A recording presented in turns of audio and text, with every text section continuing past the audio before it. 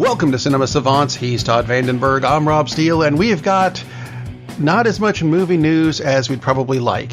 But you know what? We're going to do a show anyway, because there was stuff this week, including MoviePass, which seems to me, at this point, you remember the movie version of Buffy the Vampire Slayer?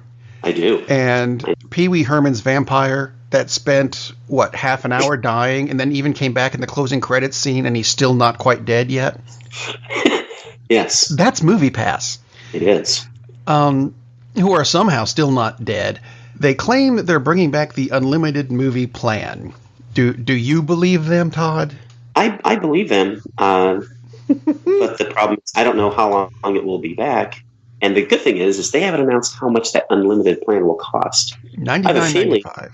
Yeah, I have a feeling it's going to be $50, which is what it used to be when MoviePass started. MoviePass has actually been around for, I think, 8 years. And until about a year and a half ago, it was $50 for the unlimited plan. Which actually, even that, if you go to see that many movies a week, that's not a bad price. Exactly. But... Exactly. That's not a bad price if you do see a lot of movies. I mean, that would be... I actually thought about it like 4 or 5 years ago, and I thought, I don't know if I really have that much time. But I would definitely be inclined to watch that many movies. I mean, it's basically if you watch 5 movies a month, you're breaking even. If you watch more, and I would definitely be watching more if I had time, but I don't quite have the time for that. What? You mean you have a life or something resembling one? I have a very weak resemblance of life, but if they come back at 40, I think it might possibly work. I would not go back to MoviePass if it was $2 a month for unlimited, and they guarantee in blood, and on their mother's grave that it would be around for a year, just because there's no way to trust that they're going to do anything and correctly and keep it up. Who knows what the restrictions will be the moment after you sign. So I'm only sad because I predicted they would be gone by Thanksgiving, and somehow, like Pee Wee Herman, they're still... die already. Come on, man. Yeah, those are basically the sounds of the board of directors of MoviePass. If they have a board, who knows what they have at this point. You mentioned the over your mother's grave thing or whatever. Yes. Someone said that to me this week. They said, "Oh, that'll only happen over my mother's grave." I'm like, dude, she's over there. What? Anyway, not movie related at all. Just thought I'd throw that out. Other news, Netflix, because, we have to bring them up every week. We do. Has joined the Motion Picture Association of America, so this means they can be nominated for Oscars? I guess it makes it a little easier. What surprises me is that the association allowed it. I mean, if you run in a club, and they own an organization, whatever, but a club. It's a club. You pretty much have the right to refuse membership, as long as it's not, and I don't think Netflix would have any kind of racial profiling attached to them, so they can't say, "Oh, well, we're not going to accept you," and then they can sue. We don't allow big red N's into our club. Yeah, that's what really shocked me, is just that they said, "Okay, you can join."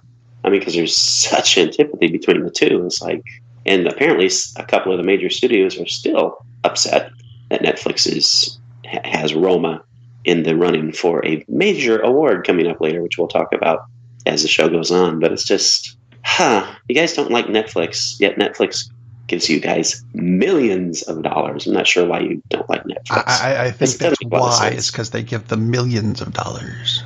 Yeah, but they also give them millions of dollars to say, "Oh, you have a movie you don't want to release? We'll take it off your hands." Problem solved for things like Bright or the Cloverfield Paradox. It's just, I don't quite understand why they're so upset with Netflix. Actually, we've got another one of those also coming up later in the show in a whopping, according to my list, 2 stories. Stay tuned. But you know what? Let's talk about, I think, the best movie news of the week. And it comes from something that we used to mention every week. No, it's not Netflix. Studio Ghibli, which seems to be back in full swing production because of 2 things. And I love both of these. First, Hayao Miyazaki himself is going to be making another movie. Even though he allegedly retired in 2013.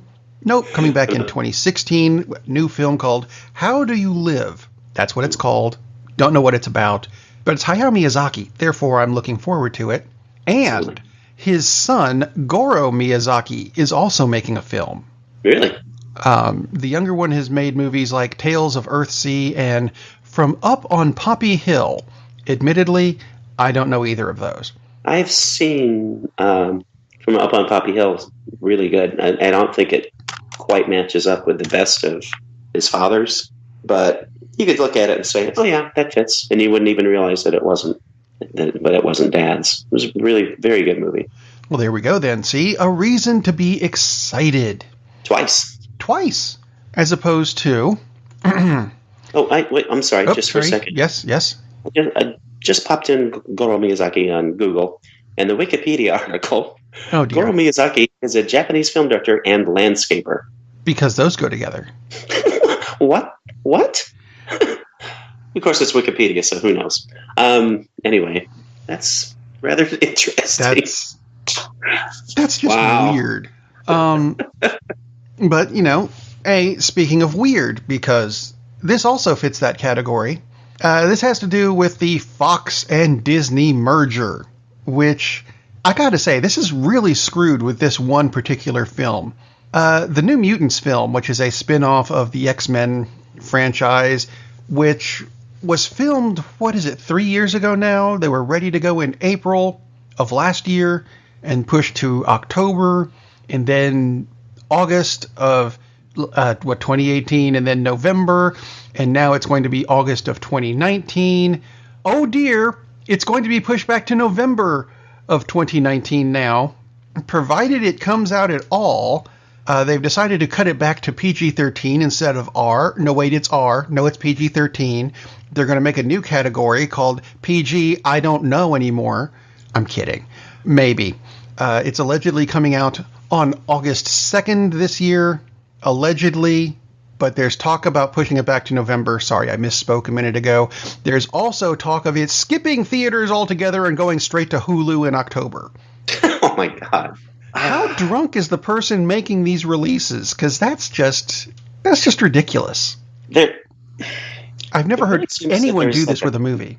Yeah, there seems to be some kind of major problem with this film.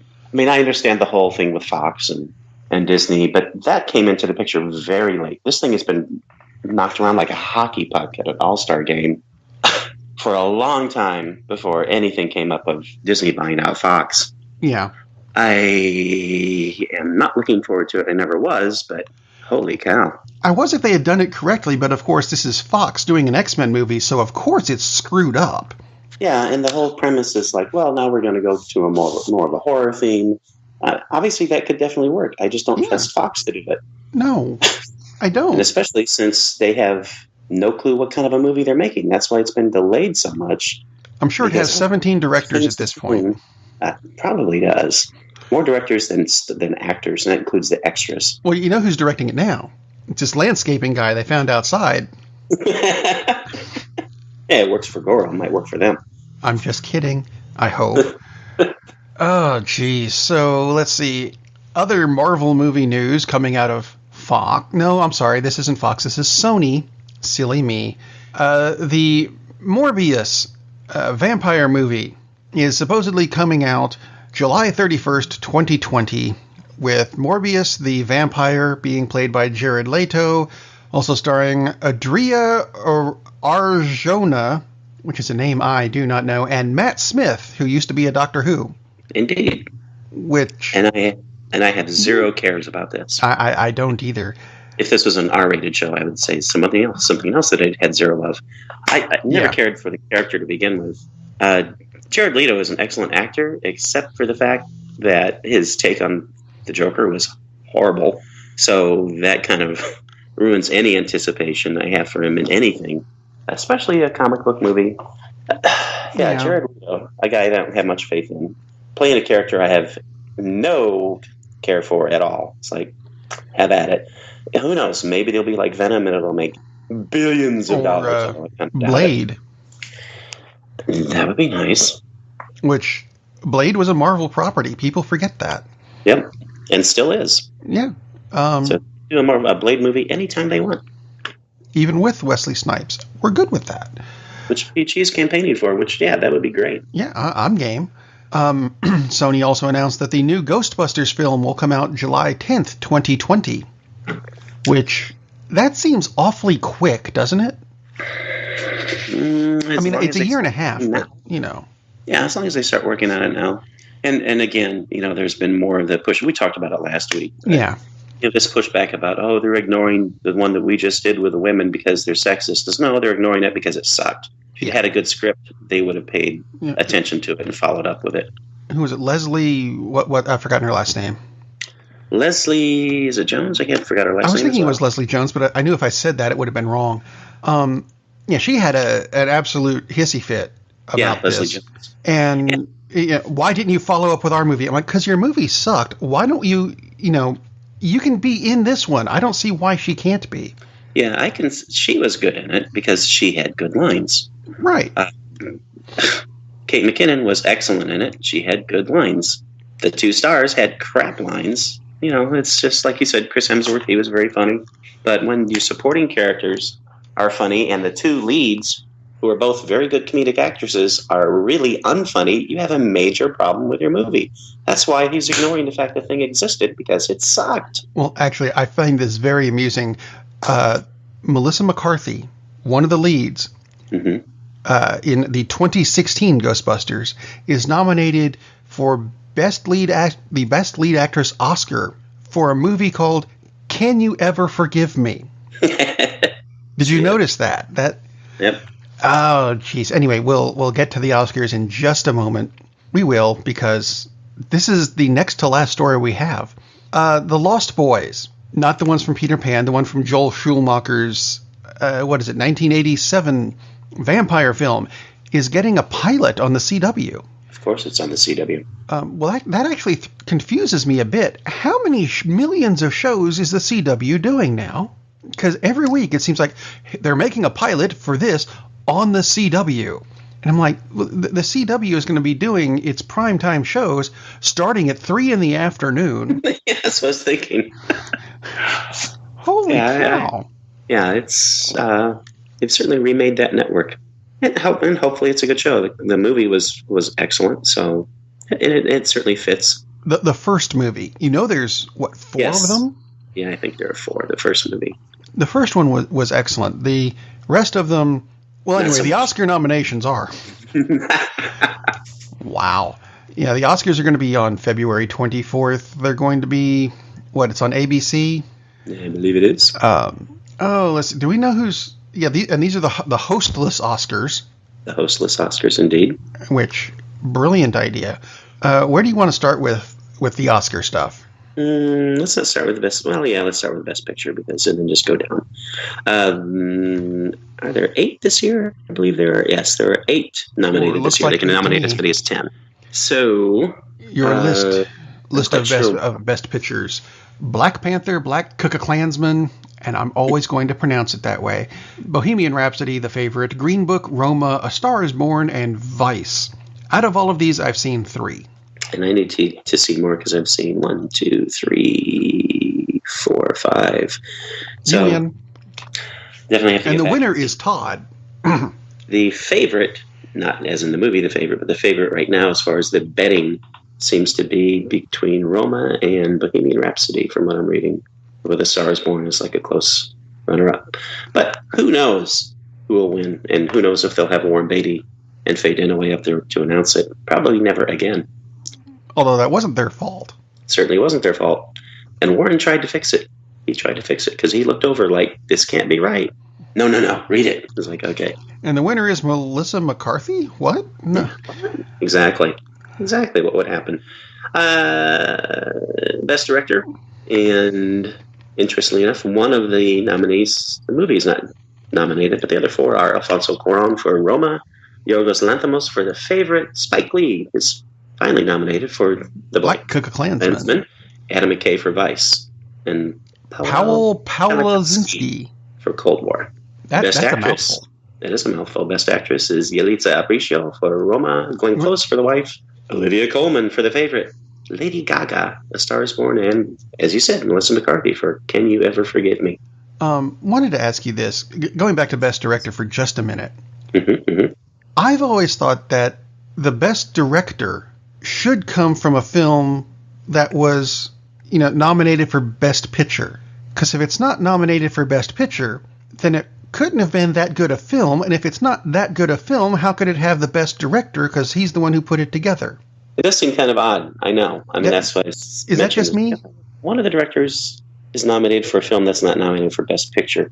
And especially now that they can nominate 10, it's a little unusual. I can say maybe that the script could have used more work, but the director did a fantastic job with what he had.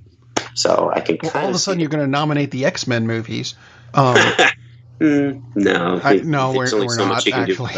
But one thing, too, when you talked about Best Director, do we want to talk about... No, we'll talk about that after. After we run through the whole list, we'll talk about people that are missing more movies. Lead actor: Christian Bale for Vice, Bradley Cooper for A Star is Born, William Dafoe for At Eternity's Gate, Rami Malek, for Bohemian Rhapsody, and Viggo Mortensen for Green Book. And Best Supporting Actress: Amy Adams for Vice, Marina de Tavera for Roma, Regina King, If Beale Street Could Talk, Emma Stone, The Favorite, and Rachel Weisz, also for The Favorite. And let's see, Best Supporting Actor, I apologize, dude, I can never get your name. Maharaja Lala Ali for Green Book, Adam Driver for Black Klansman, Sam Elliott for A Star is Born, Richard E. Grant for Can You Ever Forgive Me? Not for that Ghostbusters movie. Oh, sorry, wrong actor. And Sam Rockwell for Vice. And Sam Elliott did have a funny line because, as he said, he's been in the business for 50 years, and he said, it's about time.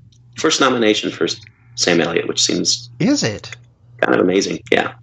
I would have thought there'd be more. Yeah. Are we going to run through this whole list? Because it's huge. No, we'll just go with... shall we go with... I don't want to talk about the best original songs because for some reason they're doing something weird. They're only doing 2 of the songs. They always play they always have performances of all the songs. They're only doing 2. Huh. No idea why they're doing that.